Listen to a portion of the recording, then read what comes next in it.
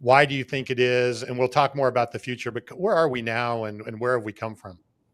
It's funny, I was literally thinking about this the other day, about 5, 6 years ago when I started to build a bit of a name in the social selling space. I spent most of my time arguing with traditional salespeople, and it was all about cold calling versus social selling, and the debate was just everywhere. And what's been very interesting looking at it now, I think social selling is a lot more embraced, acknowledged, accepted, which is great. There's no more arguments, which is nice.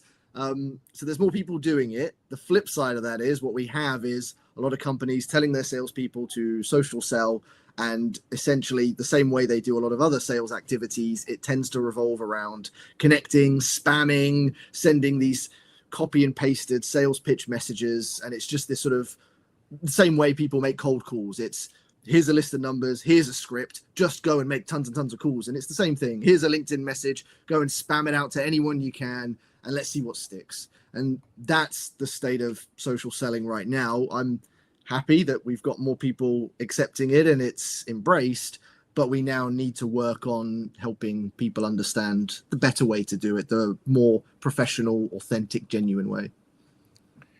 Do you think that we've gotten worse with sort of I'll just call it the shitty way of social selling over the last, few months, or do you see a little bit of an improvement in the sense of really looking at it from the relationship standpoint and kind of how we frame it, on this show?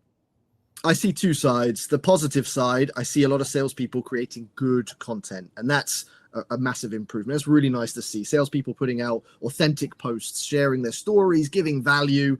That's great.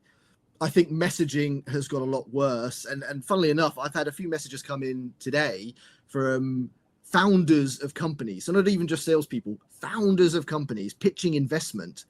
And these investment pitching messages are worse than the sales pitch messages. So you've got founders of companies sending out spammy messages as well. And I think that's gotten a lot worse, especially this year. I'm getting more than ever through InMails, through LinkedIn message.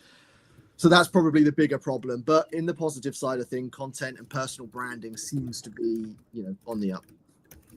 One of my colleagues actually turned me on recently to a book, Factfulness. And the whole premise of it is it looks at, the reality, you think about the world we live in, and it's, if you ask somebody in a survey, they'd probably say we're worse off than we were